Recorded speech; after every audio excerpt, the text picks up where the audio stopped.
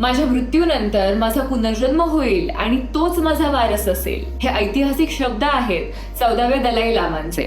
त्यांचा पुनर्जन्म होऊन पुढचे दलाई लामा निवडले जातील अशी त्यांनी घोषणा केली. पहिली गोष्ट म्हणजे दलाई लामा हे त्यांचं नाव नाहीये, त्यांचं नाव आहे तेन्झिन ग्यात्सो आणि दलाई लामा हे एक पद आहे जे तिबेटन बुद्धिस्ट लोकांचे आध्यात्मिक गुरु असतात. ही परंपरा तब्बल 600 वर्षांपासून चालू आहे. या दलाई लामांची निवड प्रक्रिया खूप इंटरेस्टिंग आहे. अशी मान्यता आहे की दलाई लामांचा पुनर्जन्म होतो. सध्याच्या दलाई लामांच्या मृत्यूनंतर वरिष्ठ तिबेटी भिक्षू विविध चिन्ह, त्यांना पडणारी स्वप्न आणि भविष्यवाण्यांच्या आधारे त्यांचा पुनर्जन्म शोधतात. काही मुलांची निवड करून त्यांच्या समोर मागील दलाई लामांच्या वस्तू ठेवल्या जातात. जर कुठल्याही मुलाने त्या गोष्टी ओळखल्या तर तो दलाई लामा मानला जातो. मग या योग्य उमेदवाराची निवड झाल्यानंतर अधिकृत घोषणा होते आणि त्याला धार्मिक शिक्षण दिलं जातं.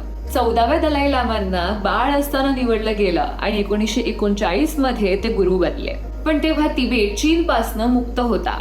1950 मध्ये चीनी लष्कराने तिबेटवर ताबा घेतला आणि त्याचमुळे 1959 मध्ये दलाई लामांना तिबेट सोडून पलायन करून भारतात आश्रय घ्यावा लागला आणि तेव्हापासून आजपर्यंत ते हिमाचल प्रदेशातील धर्मशाला इथे स्थित आहेत. पण त्यांचं अस्तित्व चीनला खटकतं.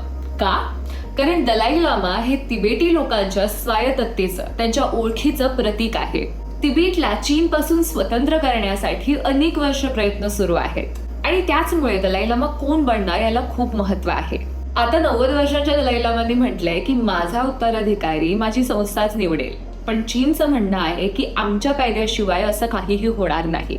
यात भारताने दलाई लामांना पाठिंबा दिलाय. अर्थातच जेव्हापासून दलाई लामांनी भारतात आधार घेतलाय तेव्हापासून तो चीन आणि भारताच्या संबंधांमध्ये एक तणावाचा विषय बनलाय. आता 6 जुलै 2025ला दलाई लामांच्या 90व्या वाढदिवसाचा सोहळा आहे. तिथून पुढे काय होणार हे समजेल. पण तोपर्यंत पुढचा दलाई लामा कोण बनणार ह्याच्याकडे संपूर्ण जगाचं लक्ष असेल.